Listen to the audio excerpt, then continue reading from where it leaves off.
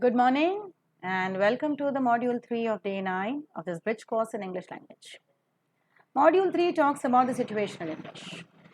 Today, under the situational English module, we are going to talk about a few dialogues that we maintain with the helpers in the society. Let's get started. The very first dialogue is at the doctor. The dialogue is between the doctor and the patient. The doctor says, "Hello, what can I do for you?" Patient says, "Good morning, doctor. I'm not well." The doctor says, "Come and sit here and open your mouth. How long are you not well?" The patient says, "Since yesterday, doctor." Doctor says, "No problem. Did you have a motion yesterday?" "No, doctor, not so freely." "I also feel giddy, doctor. I don't feel like eating at all." The doctor says, "Then?" And the patient answers, "I feel like vomiting." Doctor asks, "Do you take a lot of water?" The patient says, "No, doctor, I don't take too much." And the doctor says, "Did you take any medicine?" "Yes, doctor, I took anacin." The doctor is angry and he says, "Who told you to take it?" Patient says, "Nobody, doctor, I took it myself." And the doctor says, "Why did you take it?" The patient says, "Because I felt headache." And the doctor says, "Nothing to be worried at. Do you need immediate relief?" The patient says, "No need, sir. It's enough if you give me medicines. Thank you." And he leaves. Never take medicines on your own. Self-medication is one thing that you should avoid. Always consult a physician for everything. The second dialogue is also with the doctor, that is between the patient's mother and the doctor. And the patient actually is a young girl called Mala. The patient's mother says, "Good morning, doctor." The doctor says, "Good morning." Patient's mother says, "My daughter hasn't been feeling well and she has a fever. Can you please have a look at it?" Doctor says, "Let us see." "Hi, sweetie, what is your name?" Mala says, "My name is Mala." "Can you please take off your jacket and lie down on the bed, Mala?" Patient's mother says, "She's a little scared, doctor." Doctor says, "Don't worry, child. It's not going to hurt. I will just listen to you. I promise." Mala says, "All right, doctor."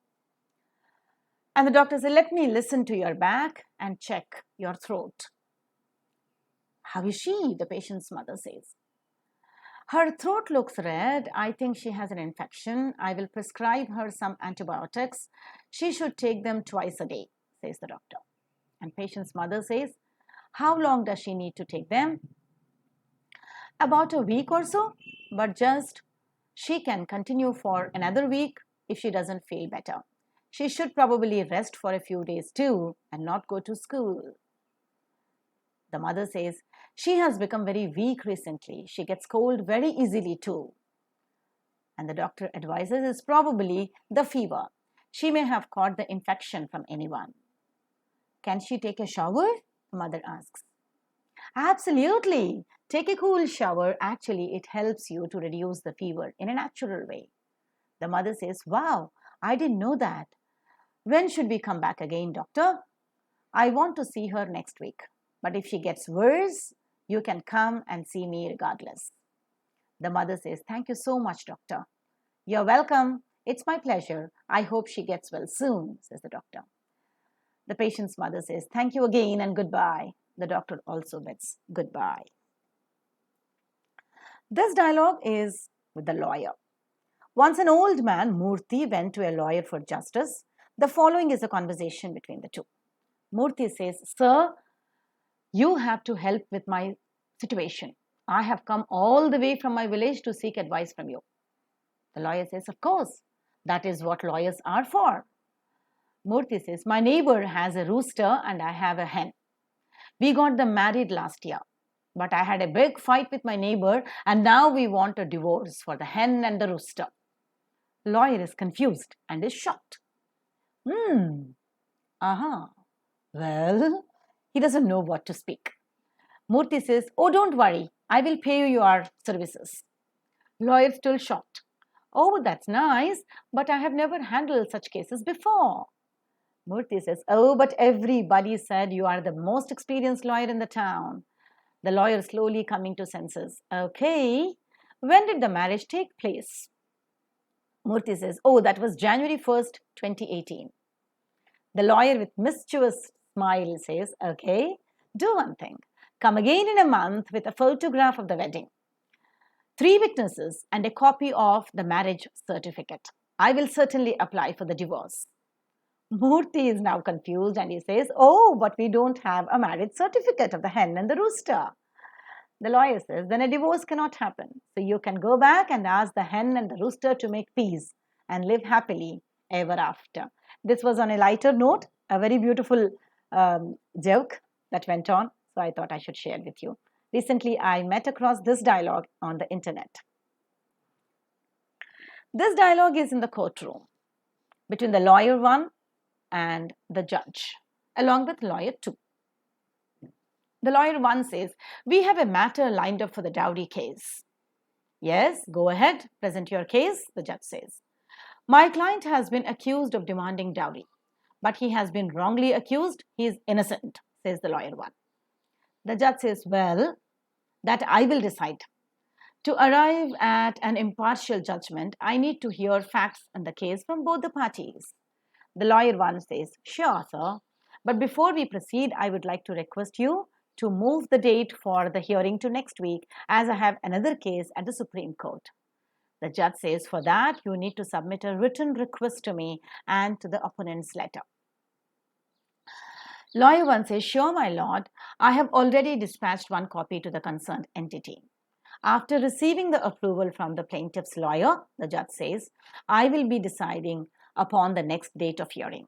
The lawyer 1 says, thank you, my lord, for your consideration.